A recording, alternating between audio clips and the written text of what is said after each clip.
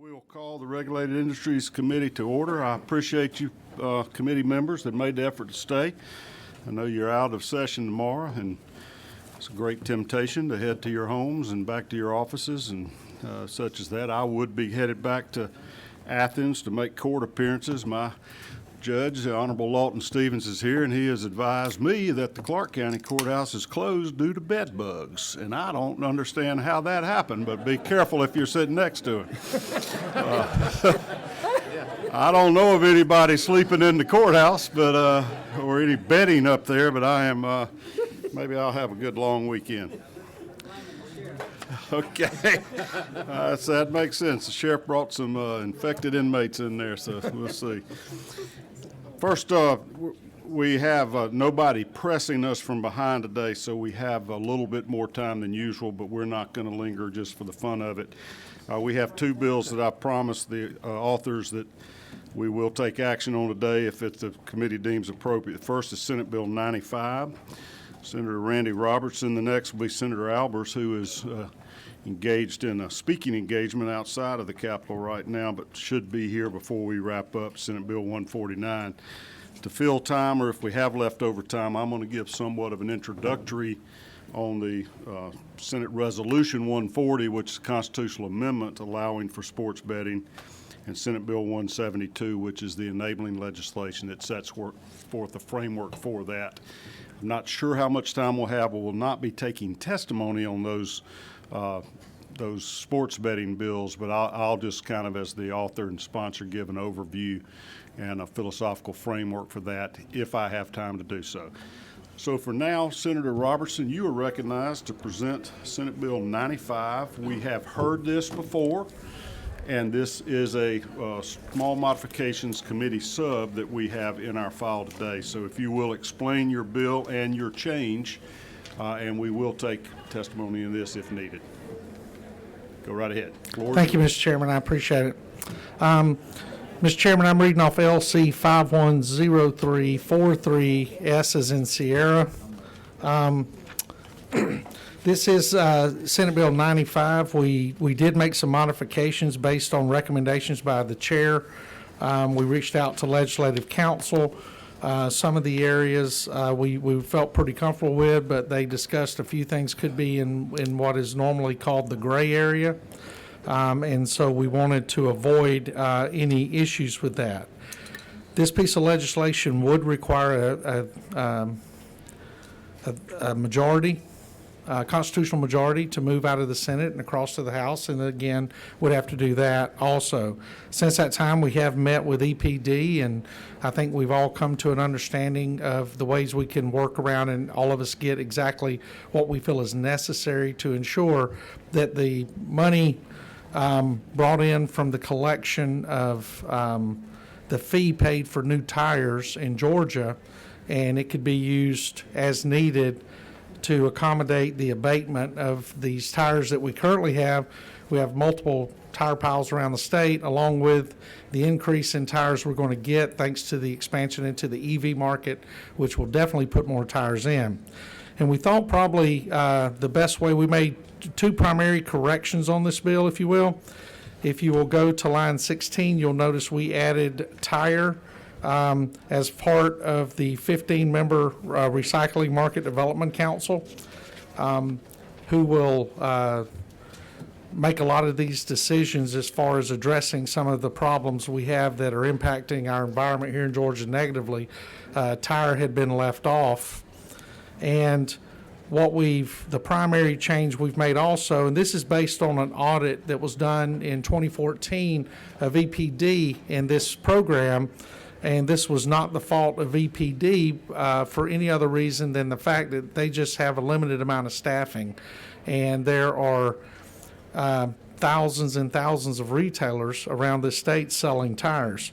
What this does is it changes the point of collection from the retail dealer to the distributor. And we feel that looking at the numbers, what this should do is bring in approximately $3 million additional dollars that are currently being left on the table from individuals selling that individual tire who should be collecting that $1 for the tire, but who are not. So those are the primary changes, and I'm open to any questions, Mr. Chairman. All right, my mind is not working as fast as yours today. I was just presenting bills on foster care across the street. Back me up on this 3%. You're requiring somebody else to collect the tire fee? Currently in Georgia today, if I go to the retailer, it's the responsibility of the retailer. If I get 4 new tires for my truck, which is not electric, I have to pay $1 per tire. The purpose of that dollar is to keep tires out of landfills and tire piles around the state, and also to address emergency landfill issues should there be a breach in a landfill where it may contaminate a creek or a stream or something. The money's there, and also to abate illegal landfills.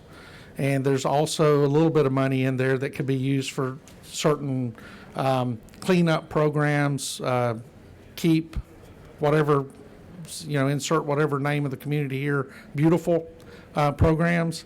And so looking through the how the money is collected and going by the recommendation of the audit that was conducted of the EPD tire program in 2014, we feel that the better way to collect the money is move the responsibility from the retailer and put the responsibility on the distributor. The individual who sells those tires to the retailer, that individual would collect the $1 there from the retailer, and then the money would end up in the solid waste fund with EPD to be used for those aforementioned responsibilities. And because of my conciliatory personality, warmth, and kindness that I exude, I felt that this would be a compromise that would be better for everybody and accomplish exactly what we're all trying to accomplish. So on the third page, lines 42 through 48, you're referencing the term distributor, and you're talking about replacement tires. I guess we're talking about recaps or recycled No, sir. tires? A replacement tire is when I go in and they take the tire off my truck and put a new tire on there. Okay, It's- just it's didn't the- come on the vehicle originally. Correct. Yes, sir. All right. Senator Lucas, you're recognized for a question there at number 9, I think. Well, if you take it to the retailer, are the tires on consignment from the distributor?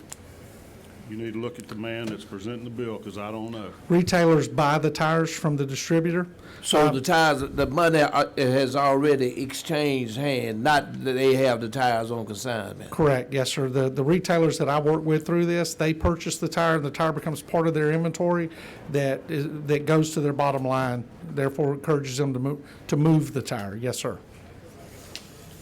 All right. My Vice Chairman, Senator Carton Summers, has a question. Senator, speak again about the monies that go toward small rural areas regarding some of their solid waste people they have hired, what they use for cleanups and whatever. How, does that affect any of this whatsoever? It does not. It actually provides more money into the fund. Like I said, there's probably about $3 million based on the estimates that we've gotten. Is that because of the distributor collecting the money? Correct. It'll enhance the value of it? Correct, because what we find, and EPD does a Herculean job of going around trying to collect this dollar, but there are retailers, even though there is, and you'll notice in the legislation that retailers are actually accommodated for doing this. The first $3,000 they're allowed to keep because of accounting needs and everything else to deal with this $1. So this, they still have retailers that may be collecting the $1, but they're not sending the $1 to where it's supposed to be. And getting it from the distributor closes that gap. But yes, sir, the calls you may have gotten about keep whatever county beautiful or whatever else beautiful, it doesn't impact the money they get. EPD runs a robust grant program that everybody gets in. It's a competitive grant, and we have discussed in ways of enhancing those grants to include more tire projects. On the good side, this gives the possibility of expanding it, but on the reality side, it makes that more competitive so that we make sure that we're actually giving those grants to projects that we said we would to start with and accomplish the things we wanted to accomplish to begin with. One last question. When was the dollar, when was the dollar fee added, roughly what year? There's three different pieces, but I believe, The 90s? oh, no, no, I want to say it was later than that. I don't have that right in front of me. Just curious. I'm sure Chairman Cowser was here at that time. And that may have been, it was constitutionally locked in several years back. Thank you. He was here around the time they came up with tires, I believe. Yeah, that just reminded my feeble memory. I meant to change this to a hearing only. This probably will not be. My friends working security downstairs are Got anything else you watching. gotta say? My friends working security downstairs are watching. Yeah, any other questions by committee members? All right, Senator Harbison. Yes, my friend from the 29th. Just, Try to talk into one of those microphones, Dean. There we go. Thank you, Mr. Chairman. I just want to make sure that we are adding and making sure that tires are included right now, because we're not taking away solid waste. Let me ask it that way. We're making sure that solid waste is the thing, litter, other thing. This is just clarifying some information. It's clarifying the information, but what it's actually doing is adding steroids to that program in the amount of around $3 million, so that we can do actually more of that. And I think you understand the tire issue in a unique way as I do, going down Victory Drive in Yeah. Columbus and seeing those tire piles in those different places. And Yes, I sir. have been contacted by some officials. And they Yes, just sir. want to make sure. Thank you, sir. Yes, sir. Thank you, sir. I appreciate you, Mr. Chairman. I recognize Senator Ginn for a question. Thank you, Mr. Chairman. I might not be as old as I feel sometimes, but the tire fee was actually started in 1992 because it was a brand-new fee when I was a very first city manager in the little bitty city of Royston. But for me, the bill here, it kind of helps address collection of the fees and the dollar fee there. But I know everybody in here, when they go buy a set of tires, said most dealers now will say, well, we've got a tire fee that we charge to get rid of the tires that you're going to leave with us because you're putting new ones on your vehicle. So they call it a tire disposal fee. And there's a lot of confusion for the public because they think that money goes to the state as well. And for me, one of the things that the illegally disposed of tires are probably the most expensive tires in the world, because local governments have to go pick them up, deal with them. You know, there's a big issue there.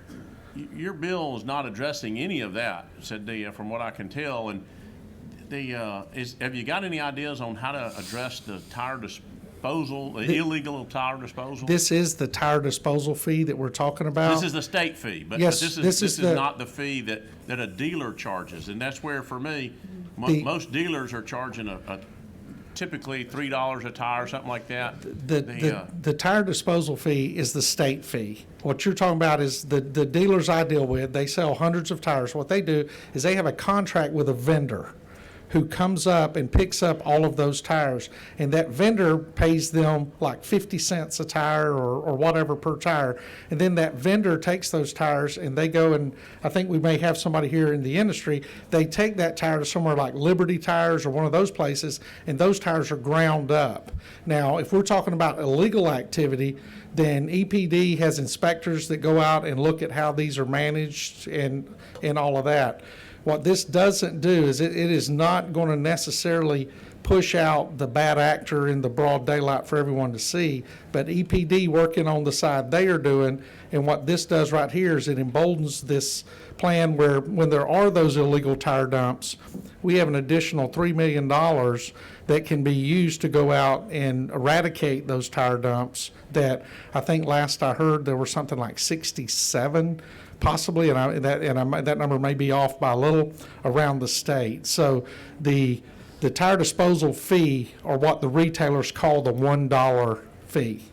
There's a $1 fee that goes to the state, but most retailers charge a tire disposal fee, because when you say that they're selling tires, you know, that the old tires to somebody for 50 cents a piece. No, all of those tire dealers out there, unfortunately, are having to pay somebody else to haul those tires away. They'll store them on their lot, or they'll have a tractor trailer, and they'll put them in, and they're paying a fee to get rid of them. So like Liberty and others, they'll charge that tire dealer a fee.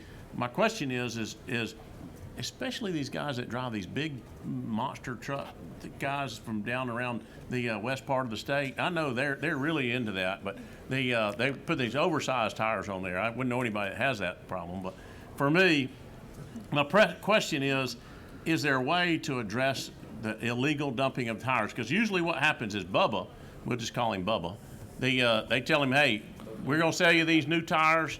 Said those 4 that we're taking off, we're going to charge you $3 a piece or $12 to do it. Bubba looks at that, well, that's a 12-pack. I don't want to give it. Put them in the back of the truck. And what Bubba ends up doing is he takes them and he dumps them illegally in a cul-de-sac or dirt road or wherever like that.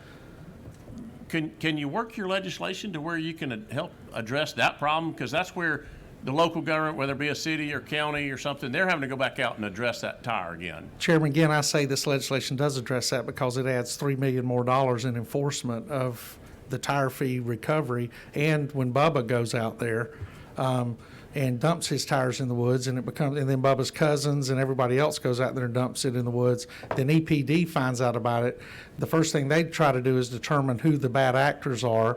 They can charge them to remove the tire pile that's created out there and other things. And where a lot of that comes from, the administrative costs and other things associated with that come from the $1 fee that they collect. So what this bill does is increases the collection of that $1 so that they're able to do that. Final question, does this money that's collected, can it go to fund Keep America Beautiful affiliates across the state? It can. Thank you. Yes, sir. Yeah, Senator Summers, you're recognized. If you don't, Senator, if you don't mind, follow up on Senator Ginn's question. I guess what we're getting at is we have 4 or 5 tire shops in our little community, and some will charge $3, some will charge $4. Now, I actually think that somebody's coming and buying those tires from them for 50 cents, like you said. So that $3 or $4 basically is theirs. It's not part of the $1. Is that where you were getting at, Senator again? Where is that? What we're saying is that just something that a retailer or a wholesaler or a tire dealer gets, and there's nothing we can do about it? Senator Summers, all I'm concerned about is the $1 we're supposed to get for the state. If Johnny the tire guy decides to add a $7 fee for doing something with the tire, that's between Johnny the tire guy and whoever his customers are. That's what I would get, though. Yes, sir. And I do not know anybody named Johnny the tire guy, by the way. Bubba. Senator Brass, you're recognized for a question. Thank you, Mr. Chairman. And correct me if I'm wrong, we don't have Bubba in this committee, we have Bonita. So, it's for you, Luke. Yes, I do have a question. So, if right now that tire fee is only going to be paid if you go get, it's going to be paid on every tire I go to replace, correct? Yes, sir. So the way you're going to do it is, so essentially every tire only the tires going out the door are getting the fee. Now it's going to be every tire coming in the door, which that cost is going to be passed on to the consumer, which is going to raise the price of tires. Maybe No, it's sir. only $1, but No, sir, it's not going to raise the price of a tire because you're already paying the $1. It's going to be the exact same thing. If I buy a tire at $17, then I sell a tire to the Well, you just retailer. said- If I sell a tire from the distributor to the retailer, the $1's there. If the retailer charges the customer $1, that's the retailer recovering their $1 that they have paid to the distributor. And so, and again, this all comes back from the 2014 audit that looked at all that EPD was doing with the tire program and said a better way to recover. This is an audit done by the state. The better way to recover the $1 is with the distributor as opposed to the retailer. But yes, sir, the dollar cost would be passed on to the customer, but it would be paid by the retailer, so the retailer would recover their $1, but it would not increase the total amount by any stretch other than what would go into the fund that's currently uncollected. okay, so what about the tire shops when they got tires extra inventory sitting there? They've paid that $1 to the wholesaler, correct? Yes, sir, that's capitalism. It's the tire shop's responsibility to sell their tires. It's not the state's responsibility to do that. It's the state's responsibility to keep our environment clean. Okay, Mr. Chairman, thank you. thank you, sir. You lost me. Senator Kennedy, you're recognized for a question. Thank you. Mr. Roberts, Senator Robertson, excuse me. Is it fair to say that what this bill really does is change the point of collection of the $1 that's already being paid, and you believe that changing that point of collection will maximize the amount of recovery so that you anticipate an extra $3 million in revenue to the state? That is exactly what it does. Thank you, Mr. President Pro Tem. Yes, sir. Does that mean you think the retailers are not collecting and the distributors will? Absolutely. I think there's $3 million that are not being collected by the retailers or being collected and not being submitted to the state. Yes, sir. What makes this more enforceable, the collections? Is it easier to collect I think the it- tax from the distributor? Right. It's, the distributors tend to be better customers to the state than the retailers are. And there's less distributors also. And there's opportunities, and we collect other taxes on the front end. I think fuel excise tax and other things are collected on the front end by those who sell it. And so there's those opportunities also. We have examples of where they're good stewards, those on the wholesale side and distributor side. All right. Now, as I understood your initial mission with the first rendition of your legislation was to increase the amount of money available to the tire recycling type industry. And your first method of getting there was by eliminating some of the other purposes that the Solid Waste Trust Fund was being used for, cleaning up solid waste, abatement and prevention of litter, as we mentioned, the Georgia Beautiful folks. You're now shifting gears. You're not changing the direction or where the funds are going. You're just trying to make the pie bigger so there'll be more for the the recycling folks to begin with. Absolutely. Okay. Any other questions from committee members? All right, Senator Ginn, you're recognized for a question. Several years ago, because we do have such a problem across the state with illegal tire dumps, and I see where these tire retailers are charging a disposal fee, not going to the state, but, just for the paying independent recovery unit. The idea came up and said, okay, can we, if they're going to charge that fee, if they're going to itemize that fee on their bill, whether the consumer takes the tires with them or not, why don't we require them to keep that charge on there? That way, when Bubba throws the tires in the back of the truck, rides around with them for 2 weeks, and his wife screams at him, says, "Hey, you got to get those tires out of there."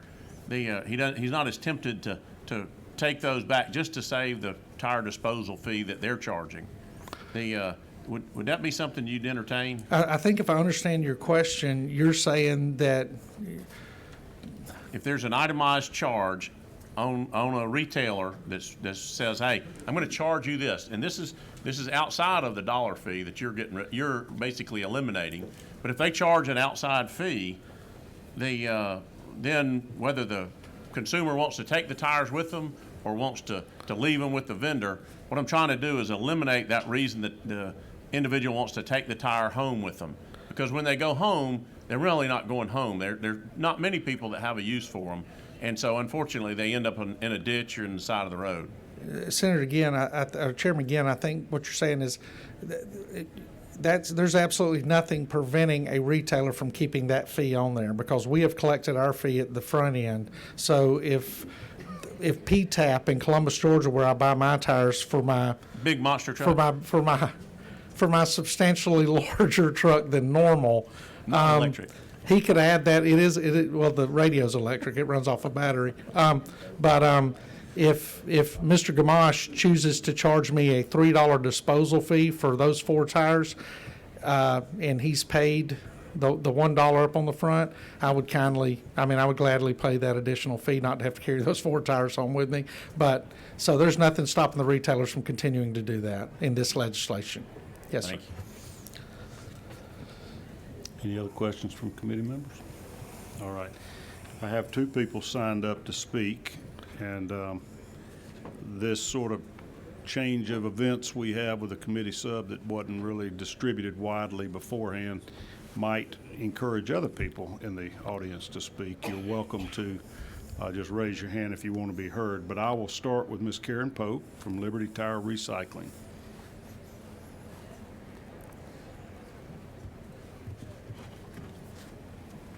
Thank you, Senator Cowsert and members of the committee.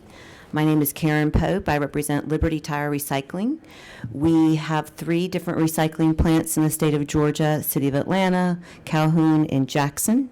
We serve the region to Tennessee and South Carolina and Georgia. We're able to process 18 million tires per year.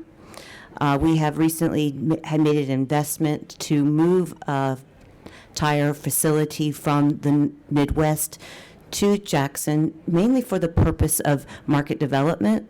While we certainly are in the business of producing the scrap tire, that market of having the value for that commodity goes to Senator Ginn's point about illegal dumping.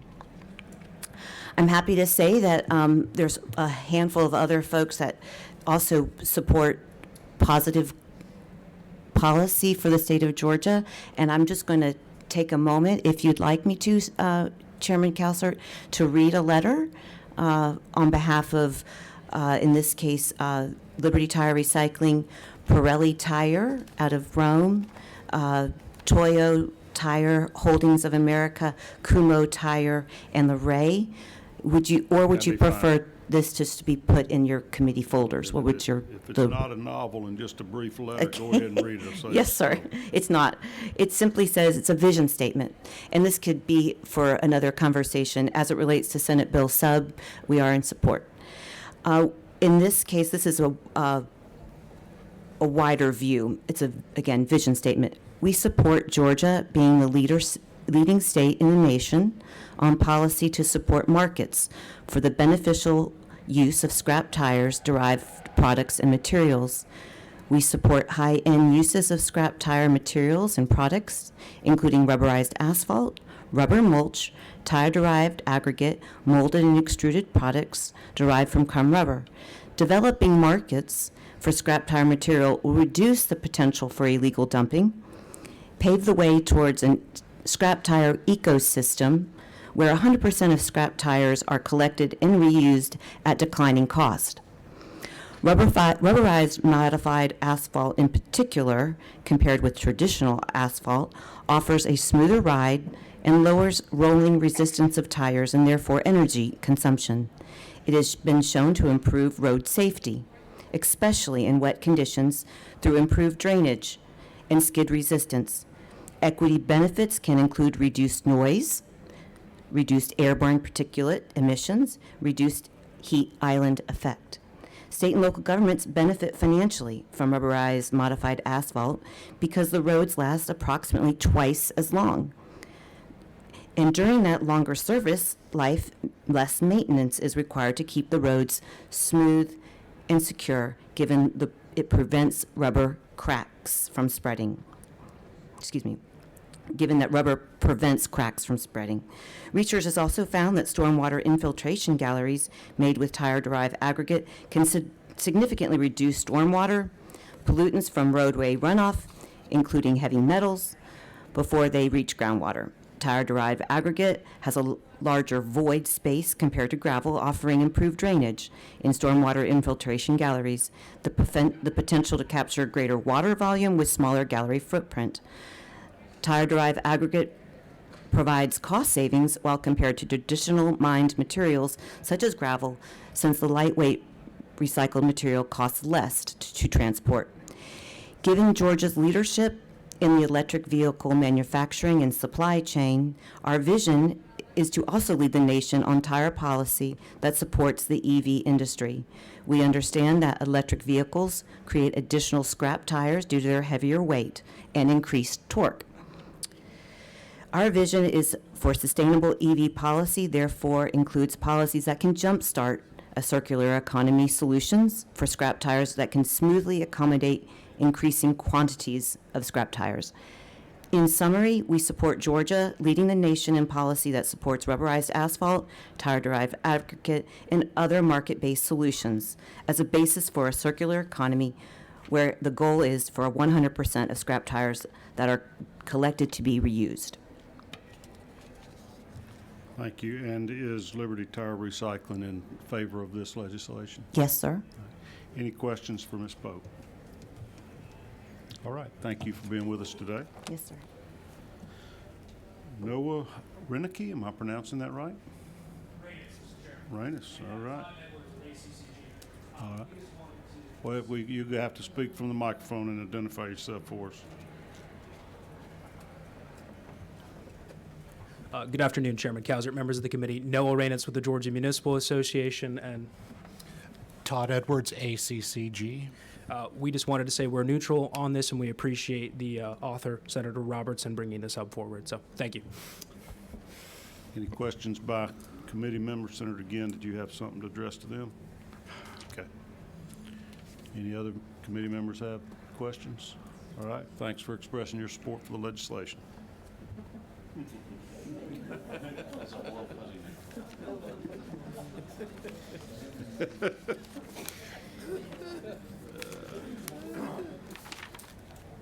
Anybody else want to speak? Ally, I see you're here, and I don't know if you're familiar with the changes to the bill or not. Are you a yay or a nay or a neutral? The right supports this legislation because we support the beneficial reuse of scrap tires. It's really the only way to stop dumps. Chairman Ginn is to make these trash items a commodity. And I just want to fully agree with Senator Kennedy's point of view. I mean, the audit of the state of Georgia has shown that we're not collecting the dollar tire fee from retailers. And this bill simply implements the state of Georgia's audit recommendation so that the dollar that customers pay actually goes to the solid waste trust fund instead of some. All right, I was asking for a yes or no. I want to hear what I'm not being smart. I want to hear what you have to say, but you got to come to the microphone to give that description. Yeah, okay. I got a question from Senator Dolezal. Who you want to ask, the author or? Ask the author. I think that I think in the last hearing you mentioned this conceptually, this idea of collecting it at the wholesale as opposed to at the retail level. I'm wondering, and in my head, and maybe I'm overstating this, but I'm wondering if this is going to create a cash flow issue for any retailers who are essentially having to front this money as opposed to collecting it and then just passing it through. Have you heard anything from, call it the retail industry, the discount tires, those, or even the smaller tire shops, or has this been out there in the ether enough where they maybe have even gotten wind of it? I think it has been out there in the ether enough because we did address some of this last session, and I did take the time to go out throughout my district and talk to tire retailers specifically to this issue, and a lot of them just like the fact that it's taken off of their plate because of the additional accounting required by their bookkeepers and accounting firms. Senator Anderson, you're recognized for a question. Thank you, Mr. Chairman. Senator, who's supposed to collect the fees that Georgia is not collecting, that the state is not collecting? You mean the same people that are currently collecting the fees less the $3 million that this would add? So currently, Is that department? yes, ma'am. The department is, and Which one? EPD gets the funds, and then they distribute the funds through grant programs and other programs, and part of it is for their operations to go out and institute these programs. We did not. Let me double check, but I don't believe anywhere in here did it change who handles the money. All it changes is where the money's picked up from.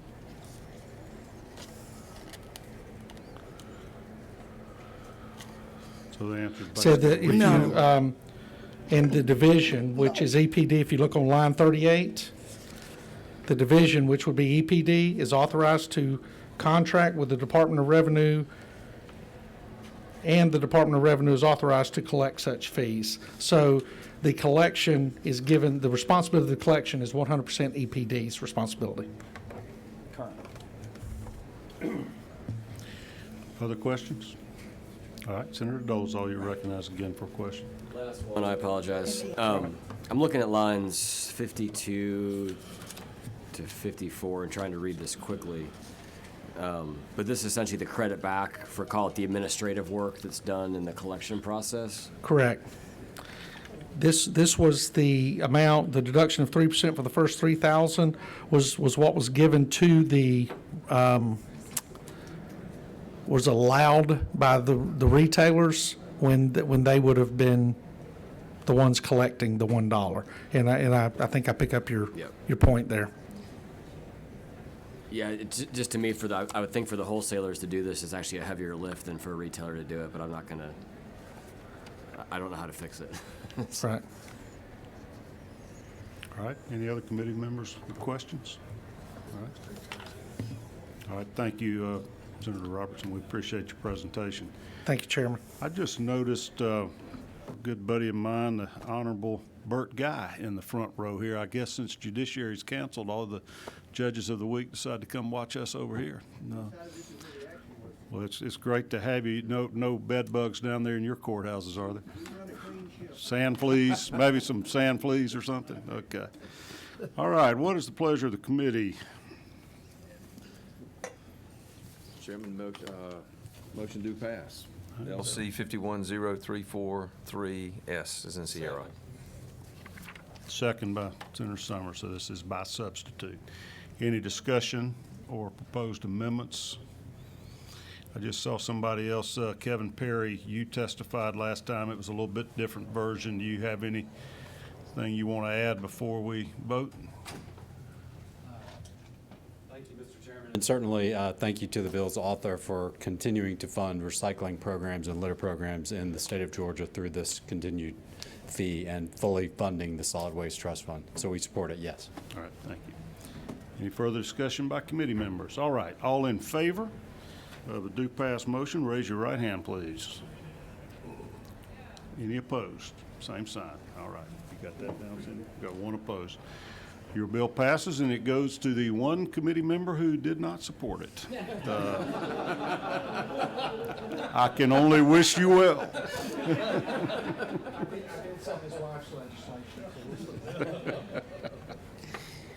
All right, moving on down our list. Pretty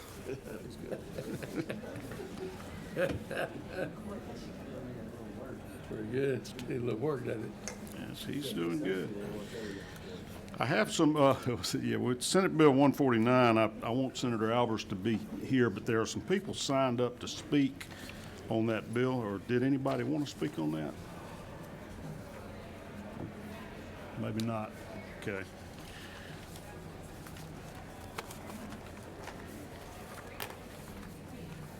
Time you got?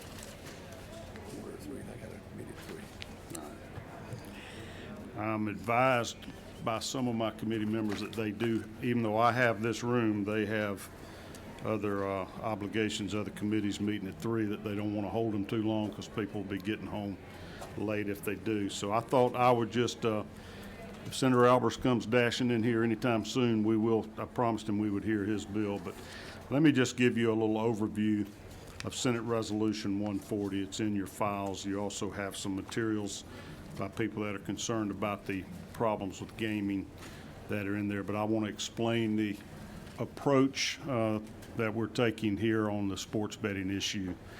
I also want to go ahead while I have everybody's attention and tell you what to expect in the meetings to come. We're narrowed down now to maybe 4 to 5 more meetings after this before crossover day. We're getting quite a few bills in this committee. It is not going to be possible to hear them all, but I want you to know what's coming when as good as possible. Tuesday is going to be CON Day. We have 2 CON bills in the committee. Senator Dolezal, what's your number, 99? Or Senate Bill 99, and I don't recall the other one Senator Watson has. We're going to hear those bills on Tuesday. This committee meets at 4 o'clock. 4 o'clock on Tuesday. And there is nobody in the room behind us after that, and there are no other meetings. So we'll take however long that takes to hear fully that CON legislation. On next Thursday is going to be gambling day, and it's going to be problem gambling day. And I'm not saying that smart. I'm saying it because there are a lot of recognized issues with compulsive gaming and addictive gambling, and a lot of discussion about responsible gaming. We will have testimony from people with the Massachusetts Gaming Commission, who, in my opinion, that state has a very robust program to intervene, educate, prevent problem gaming. And I want to make this bill be as state-of-the-art as possible to address those potential problems if we go in this direction. Dr. Kent, I see you here today. I would like for you to be here next Thursday. I've read your law review articles. You've testified in front of us before. You're an authority on those issues, and I appreciate your interest and your presence today. I appreciate your humor. Oh, well, you know, if you can't laugh and laugh at yourself sometimes, this gets to be a tougher business. Mac Parnell, you're always faithful to be here with Georgia Faith and Freedom, and also Mike Griffin, Georgia Baptist. I'm recognizing you're signed up today, but your time to shine will be next Thursday, and particularly with emphasis on what you can bring to us on perspectives on problem gaming and how to prevent it and solve it and treat it as we go down the road. So that'll tell you. And then the week following that, we will be in full panic mode, and we'll have a good bit of action here. And I have been trying to have hearings to discuss legislation before we have the meeting to act on the legislation, because I've learned over the years that a lot of the unintended consequences don't get expressed to me until after there's been a hearing and people start cogitating and thinking about it, and the public hears about them, and they reach out and start saying, have you thought of this, that, or the other? And we sometimes do a committee sub that we think perfects the legislation. We're not going to have quite as much time to be operating on the fly. I will be doing my dead level best to give you any committee subs 24 hours before we're going to be having hearings on them, so people can be prepared. And I'm going to ask committee members to please be diligent if you see that. So if you got a bill and you didn't get it right when you introduced it, you've been thinking about it and you know you want some changes, go ahead and do them now and try to get them to me. It doesn't have to be in a whole committee sub. It can be just an independent amendment to be considered, but if you can get it in writing, it helps us so much to let legislative counsel fact check it and edit it, whatever your phrases might be over there, Sean Marie, to make sure that we're doing sensible legislation here. All right, so with that, let me tell you what we're going to be addressing here in the future, just starting with the Senate Resolution 140, which is a constitutional amendment, and then moving on to Senate Bill 172, which is the enabling legislation for that. We'll give just a little bit of background and kind of do a little maybe preaching and political talk here where I'm coming from on this subject matter. 1992, Georgia passed the lottery bill, and we allowed that as a constitutional amendment. And in that constitutional amendment, it set up the Lottery Corporation and enabled the lottery in Georgia to take place. Zell Miller's, sort of crowning achievement set up the Hope Scholarship program, pre-K programs, and it had specified purposes that money, those proceeds would be used for education. Predominantly those two forms, the Hope Scholarship and the pre-K program. Could also had some for training teachers in technology and even capital projects after you fully funded the scholarship programs.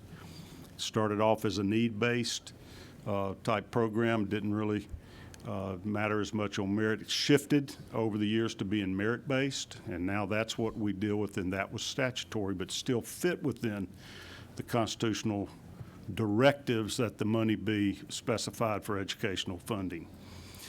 Senator Robertson just bumped up against that with his bill, which is one reason it was changed, is that our Constitution dictates that you can't designate funds unless it's by constitutional amendment approved by the people. 2 years ago, we modified that slightly, and we allowed for the direction of funds through statute, but only up to 1% of the state budget from the year before. And I'm told by our appropriations chairman, we have already hit that limit. We've bumped against that limit, so we're not able to redirect funds to specific causes without a constitutional amendment. We also have constitutional provisions that specifically prohibit casino gambling and pari-mutuel betting. And I think casino gambling is pretty well understood to be a brick and mortar facility with everything from slot machines to, craps tables to blackjack and whatever other games are offered in casinos. I point out that in 1992, that is the only location in the United States that sports betting was permitted, was in casinos, and only in the state of Nevada, which at that time was the predominant state with casinos. I don't know when Mississippi started them, but sometime probably shortly after that or near then. There was also a federal law that was referred to as FSBA, and that prohibited sports betting in the United States in any state. So states did not have the right or the ability to offer sports betting unless they had opted out of that bill, which Nevada did. And I think Oregon did also, but I don't know that they ever went forward with any sports betting there. It is my strongly held opinion that the people of Georgia, when they passed the lottery bill, they did that in tandem with knowing that other forms of gambling, casino gambling, which in my view reasonably included sports betting. Nobody could have thought sports betting was a lottery game because sports betting was illegal nationwide. In conjunction with allowing the lottery, our voters thought that other forms, horse racing, which is done by pari-mutuel betting, and all the forms of casino gaming were not going to be permitted in our state. Now we can change it and allow those, but it's my opinion the only way to do that is with a constitutional amendment, because we need to change the Constitution to allow this new form of gambling. And there may be some legal technicalities, some sneaky ways to get around that by calling this a lottery game and letting it be under the scope of the lottery and under their control. But to me, that is extremely deceptive to our citizenry. I think it's only fair, if we're going to make that big of a cultural change in this state, to let the people of Georgia decide to do that. I also believe it's more politically expedient because that enables the minority party to have a say.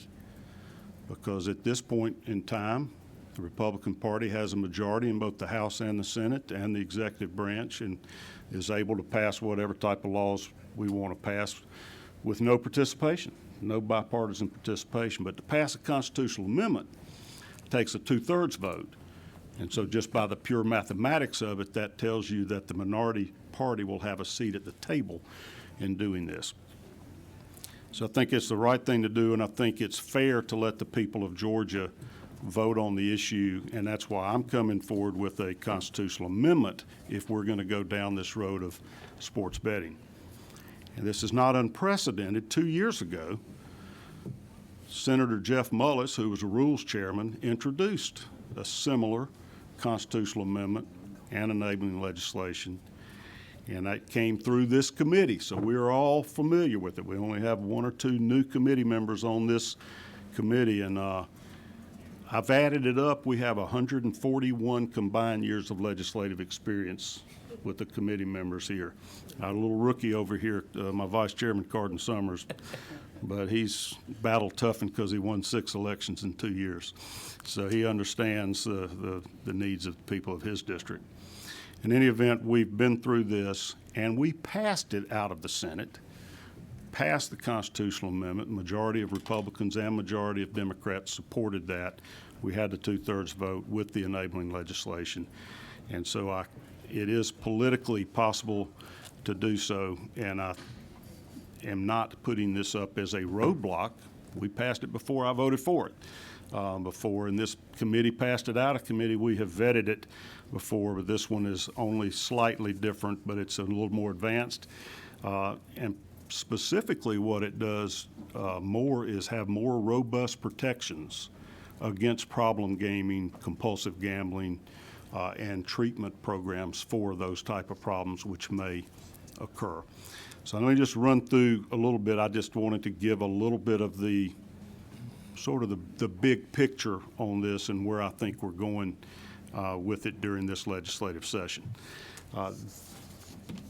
The structure of this constitutional amendment is simply to add sports betting as a type of gaming that can be conducted by the lottery board. Right now, they're limited to the lotteries. It also specifies nonprofit bingo games, and we've let raffles by nonprofit organizations come in over the years, so they could still do those. It can include lottery games under lotteries. We think of that now as scratch-off tickets, but I figure why call this something that it's not a lottery game? Let's call it sports betting, and that's what we did. We allow the lottery board to participate in that. To the extent that the lottery board does decide to participate or offer sports betting, they are still constitutionally bound to spend that money for educational programs, which at this time are Hope and pre-K. So if they decide to offer sports betting under the lottery, then that's where their portion of the proceeds will go. And it has a licensing process, and the lottery itself is entitled to a license to offer sports betting if they want to do so. So to alleviate those concerns, the lottery is not being cut out. On the other hand, it sets forth a new gaming corporation to control sports betting, including the lottery as a licensee if they elect to start offering sports betting. And in addition to the license that the lottery is able to get if they elect to proceed in that, there will be at least 6 other licenses approved to different, essentially bookmakers that want to offer sports betting in the state of Georgia. They will be licensed and regulated strictly by the Gaming Corporation, and it will have a Georgia Sports Betting Commission under it that will be in charge of this, appointed by the governor, the speaker, the lieutenant governor, and they will elect a director or commissioner to manage that entity. There's no limit on the number of licenses that they may grant, but there are strict requirements that you would have to be qualified, financially stable, morally fit before you would be granted that type of license. There is a taxation scheme that will be set forth in the enabling legislation, and it calls for a couple of different levels of taxation. General level at 20% on profits earned through this sports betting process. Some bets that are more riskier, higher profit, higher return type bets that you will be hearing about, live gaming, in-game bets, proposition bets. Those type of wagers are more highly profitable to the industry, and their tax rate will be 25%. These weren't just picked out of the air. Most states hover around the 20% level. I point out that our state lottery currently is essentially returning 27% out of every dollar bet through the lottery to the state for the Hope Scholarship programs and pre-K. So that's essentially a 27% tax rate they're getting. So the lower you get below that for the proceeds to the state from sports betting, the more you're cannibalizing our existing lottery programs, because you're going to be earning less money to the state towards those programs than you would have been if that money had been spent on lottery tickets instead of a bet of some type. So there is a rationale to that, and a fairness and equitable distribution there to that distribution. So if the lottery participates as a licensee, they would pay that tax, their 20 or 25%. The remainder, the profits they will keep, and it'll continue going to Hope and pre-K. The other licensees will pay 20 to 25% tax depending on the type of bet they make. And this constitutional amendment sets forth designated sources of where or expenditures, purposes for that money to be spent. And like I told you earlier, that can only be done through a constitutional amendment, so this allows it to be done. This is similar to what we passed in the Senate 2 years ago, but it is modernized somewhat. 50% of those taxable proceeds will go to needs-based scholarships, grants, and loans for colleges, both in the university system or private colleges, and technical schools in Georgia. So that is different than what will happen through the lottery if we ran sports betting through the lottery as a lottery game. Then it's only merit-based.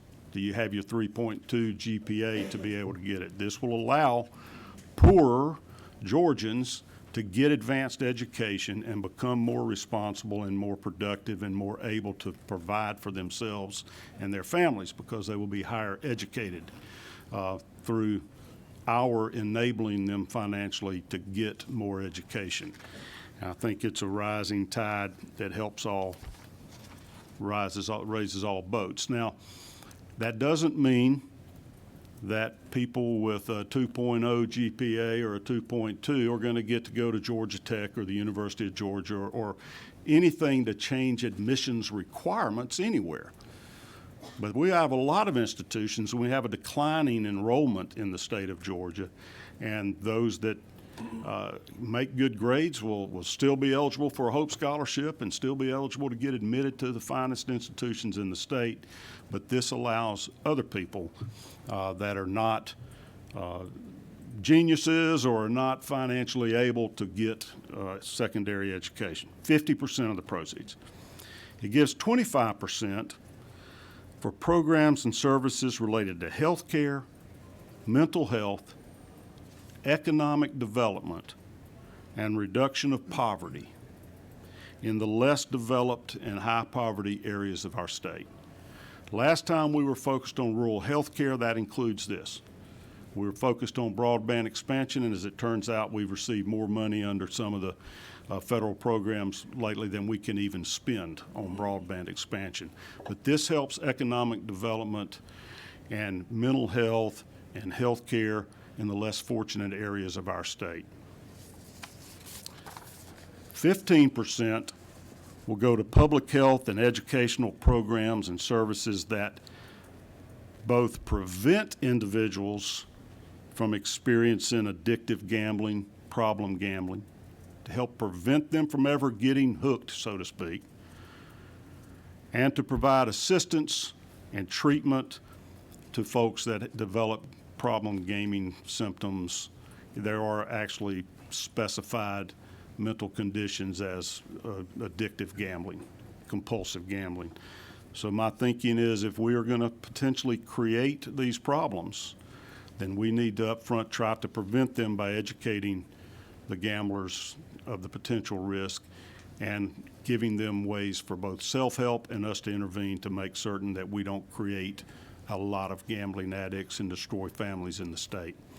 I have learned of tremendous programs available now that allow the platforms offering these sports bets to track your play because everything's online. It's all digital. You're going through a platform where they know what you're betting, when you're betting, how much you're betting, what type of bets you're making. And there are certain warning signs and flags and indicators of problem gaming, and they can literally, you're doing most of these bets on your cell phone or your computer. They can shoot you a text message or an email and say, Danger Will Robinson, you are exhibiting some signs of problem gaming, be careful. They also have programs where you can self-limit how much you want to be allowed to bet, how frequently, how much you're willing to lose or whatever, that it can stop your play once you hit your self-imposed limits. Or we can impose limits on people that exhibit those signs of problem gaming before they become addicted. I think this is different than any other state that I've seen, and I think it's cutting-edge, state-of-the-art ways to address problem gaming. Would also give 5%, and this is a nod to the professional sports teams in Georgia and the city of Atlanta, 5% of these proceeds would go for soliciting, promoting, sponsoring, and hosting regional and national and international sporting events, Olympics, Final Four, college football playoffs, all-star games, whatever other sort of events. It will allow some of this money to be used to promote these sporting events. And then 5% also for innovational educational programs and services that are not captured by HOPE, to let us be cutting edge in education as well. So I could speak longer, but I wanted to give the framework, and that's what this constitutional amendment seeks to do. There are copies available in my office at 432. There are copies of the enabling legislation. We are not inflexible. We will be hearing testimony and are willing to modify, change, adopt, amend as we go through the process. I welcome participation input from anybody, either privately through me, through committee members, or through testimony as we go forward. And unfortunately, members, I'm not going to take questions because Chairman Albers is back, and I'm going to let him present his bill real quick. I'm starting to lose committee members already to other meetings that they have scheduled. So I appreciate your attention and your attendance, and I'm going to turn it over to Senator John Albers to present his bill. What's your number? Is it? Senate Bill 149. 149.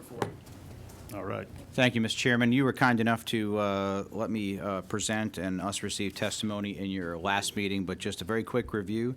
This is the Georgia Door-to-Door Sales Act in order to assure that our most vulnerable citizens are not taken advantage of. It was worked with industry to make sure we didn't inadvertently cause harm.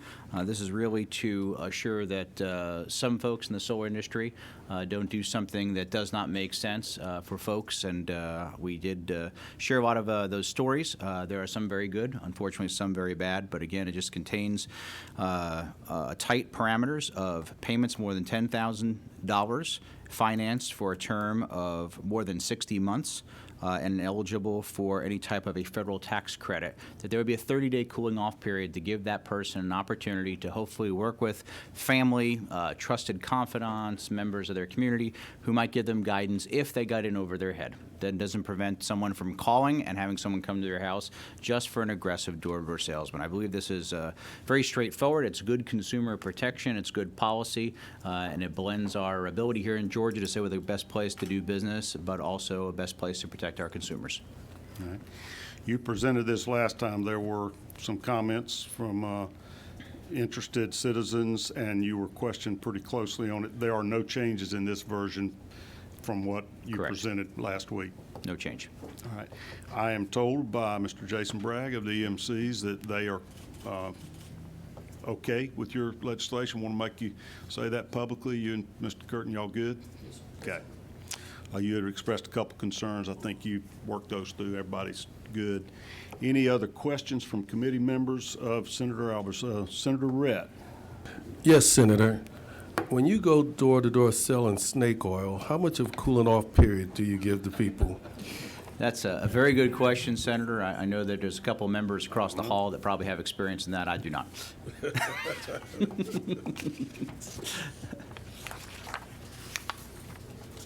Senator Albers, my able assistant, just reminded me that you did have a sub that had the small change. That was from the prior meeting, though, not since that meeting. What And was that change? Make sure we are all on the same page, because we're working off of LC 365488. Correct. We just raised the dollar amount up to $10,000 to make sure it didn't conflict with some of the building industry for somebody who might be getting windows or something in their house that is more vetted out.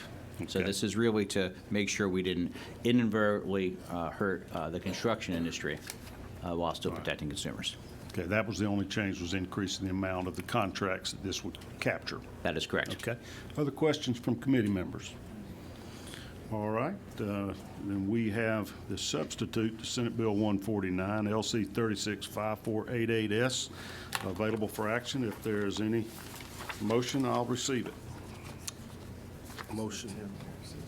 So motion do pass from Senator Rett. Is there a second? Second. Second from Rules Chairman Brass. Any further discussion or any proposed amendments to this committee substitute? Y'all happy? Yes. Okay. Any further discussion? You look serious. All right, all in favor, raise your right hand. Any opposed? Same sign.